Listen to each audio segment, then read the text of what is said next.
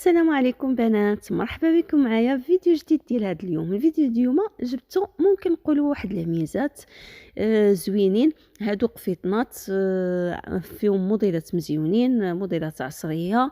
كاين شكيلات ديال الكطرفيل كي كتشوفوا، هذا كاين شكيلات بالتنبات، قفيطن كله عامر تنبات.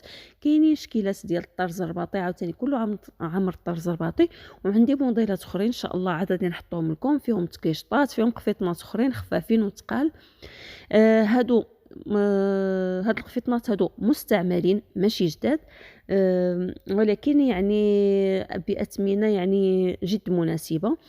صالحين بالنسبة للناس اللي كيكون عندهم عراسات في بلايص بعادين، اللي الله يحسن العوان ما يمكنلهاش تمشي تاخد القفطان ديال 1500 درهم. انا جبته لكم بثمن جد جد جد مناسب.